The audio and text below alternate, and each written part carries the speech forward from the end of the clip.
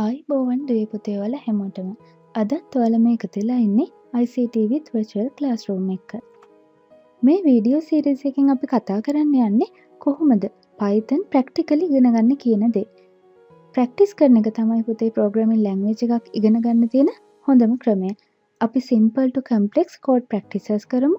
මම ප්‍රැක්ටිස් කරන දේ ඔයාලා බලාගෙන ඉඳලා ඔයාලත් ප්‍රැක්ටිස් කරන්න පටන් ගන්න ඕනේ. මම මේකට පාවිච්චි කරනවා Python online compiler එකක්. ඉතින් ඔයාලටත් Google එකේ search කරලා බලුවොත් ඕන තරම් compilers ගන්න පුළුවන්. මම use කරන එකත් link එක පල්ලෙහා comment එකක මම දාන්නම්. හරි, අපි එහෙනම් වැඩේ පටන් ගමු.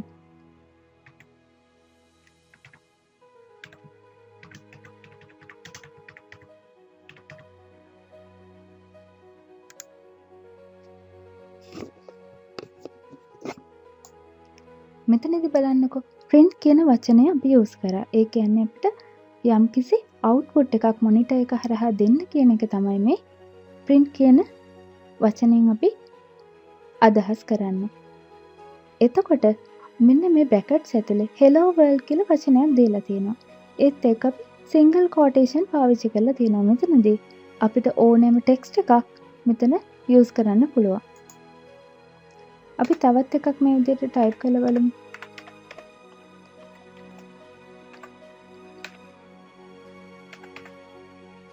මේකත් අපි run කරමු මේ විදිහට.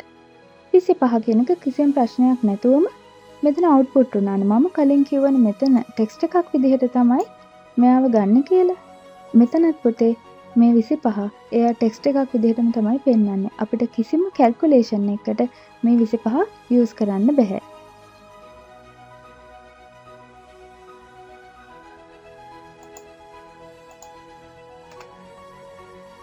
අපි තවත් එකක් බලමු මේ වගේම.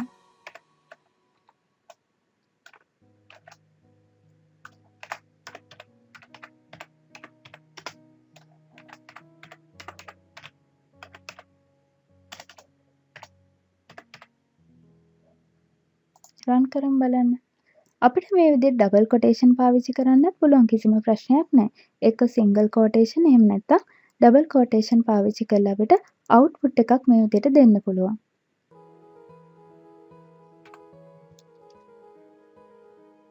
අපි බලමු මේ වගේම අපිට පුළුවන් ද මේක use කරන්න කියලා පොඩි calculation එකක් කරන්න.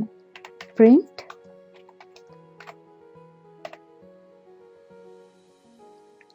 විසිපහ එකතු කිරීම 10. අපි බලමු run කරලා මොකද වෙන්නේ කියලා. 25 එකතු කිරීම 10 text එකක් විදිහට අපි දෙන්න නිසා එයා text එකක් විදිහටම output කරා. දැන් අපි බලමු. කිසිම ප්‍රශ්නයක් නෑ. එයා උත්තරේ පෙන්නනවා. ඒ කියන්නේ මෙයා මෙතනදී text එකක් විදිහට මෙයාව පාවිච්චි කරලා නැහැ. ඉතින් අපිට මේ වගේ simple calculation වලට කෙලින්ම මේ විදිහට print කියන code එක දාලා පාවිච්චි කරන්න පුළුවන්. හරි, අපි එහෙනම් ඊළඟ වීඩියෝ එකේ mathematical operators එක කොහොමද Python පාවිච්චි කරන්න කියන දේ කතා කරමු. බොහොම ස්තුතියි. අපිව subscribe කරන්න, දිගටම වීඩියෝ බලන්න, practice කරන්න මතක් කරලා.